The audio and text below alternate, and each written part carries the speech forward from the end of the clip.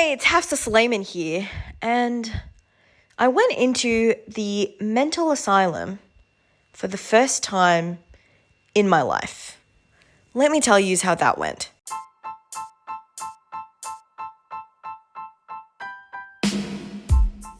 Hey, it's Confessions of a Doctorholic, and I've done something that I never thought I'd ever do in my life. I went into a mental asylum. And it was part of our curriculum. It's so that we can see what it's like to be in acute psychosis ward. That's the other thing that they call it. And it was freaky. So I park my car and all I hear is screams. I don't know if the screams are directed at me. I don't know if it's because they saw my car. I don't know. I just see a building behind me and it looks a bit like a jail cell. And by that, I mean, you see rails in front of the windows. So it's difficult to even stick your hand out. And all I hear are screams. And it's not like the roller coaster kind. It's not the kind that, oh my God, like I'm having so much fun. It was more like moans, I guess. It's basically something out of a horror movie. I can't pinpoint a horror movie, but like, if you see one, that's what it reminds me of. So I sat in my car for 5 minutes. I just couldn't get out and face what I had to. And part of the reason was because I had a couple of mates that went to this mental asylum before me, and they came back with the wildest stories.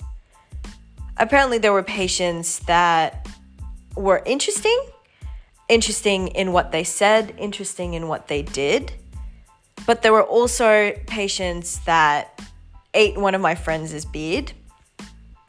There was a patient that would hug my friends and would not let them go until our translator or the nurse that was with us told the patient to let this friend go.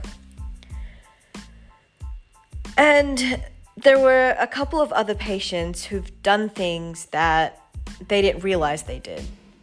A couple of them have hurt some really close family members, but they have no recollection that they've done it because at that moment they thought that they were being harmed or that this family member was being harmed, so they committed it without knowing that this happened.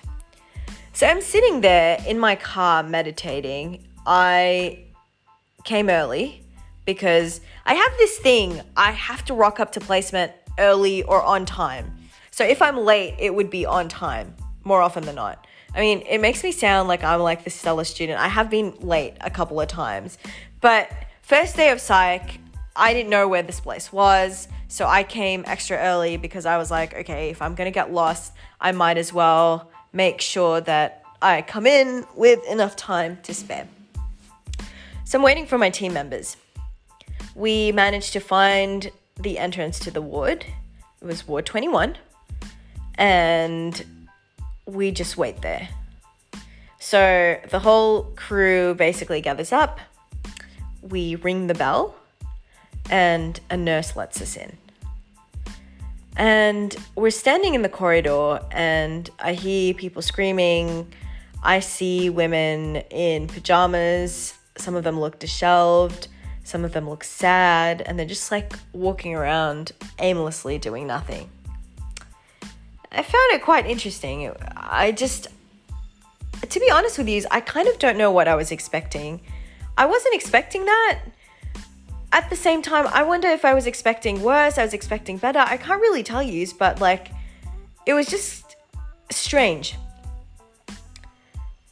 The other thing that I noticed, which had me shaking at that moment while I was in the hallway, which I forgot to mention to you, was that they locked the door behind us, and it wasn't with one key, it was with 3.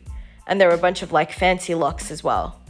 And I knew why it was there. I knew they didn't want people who essentially, like most of these patients were patients that were either in an acute psychosis, so they were having delusions and hallucinations, or some of them had severe suicide ideation. So I understand why they were locked in there, but it was just so strange. And I wish someone told me to expect that I'd get locked in. And I know some of you are wondering, like, do I have a fear of like closed spaces? Do I have agoraphobia? And no, I don't. I think I'm a bit of a control freak, if I'm being completely honest with you.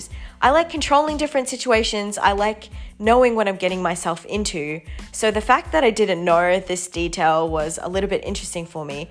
And it also meant that if anything went wrong, I couldn't run away. I couldn't just run, open the window, open the door, and just leg it and like not think about anything.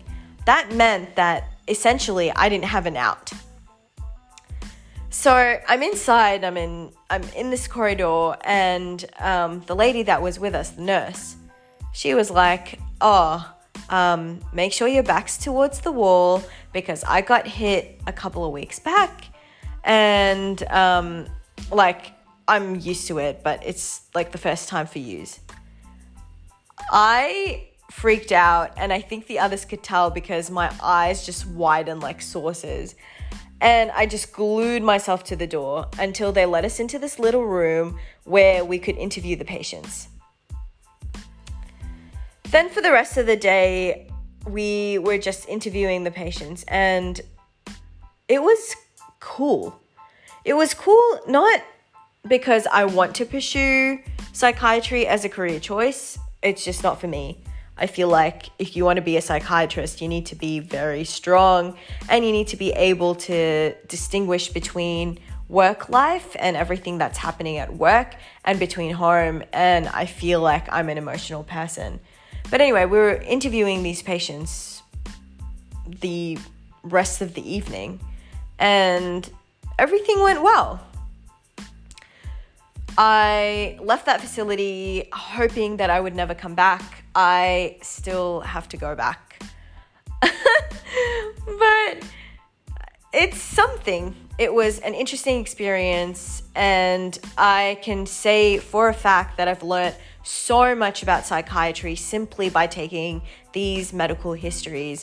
And by that, I mean there were so many things like delusions and hallucinations and flat effect and all of those fancy terms that I couldn't understand. But when you see a patient right in front of you going through those things, it's heaps easier to understand.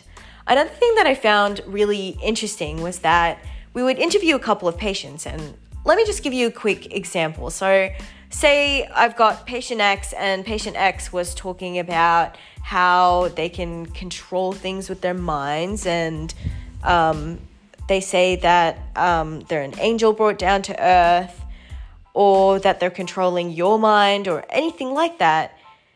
You can't say no. Like, you can't sit down with them and sort of like rip the band-aid off, kind of like when parents tell their children that Santa Claus doesn't actually exist. I mean, usually in my experience, it happens by accident, but like, it's kind of like that as well. You can't say no. You can't say no. You can't say you disagree. You can't tell the patient that they're hallucinating, but you can't say yes either. And the reason being is you want to gain the trust of the patient. I reckon from what the doctor explained to us, you just can't say no and that the person is hallucinating the first time because you want to gain the trust of the patient and you want to understand the full extent of what you're dealing with. But yeah, as time goes by, you tell them a little bit more about their condition, especially if they've calmed down. You tell them a little bit more about their condition, what to expect, etc. But yeah, not keen to go back. Wish me luck, guys, and we'll see how the rest of this placement goes.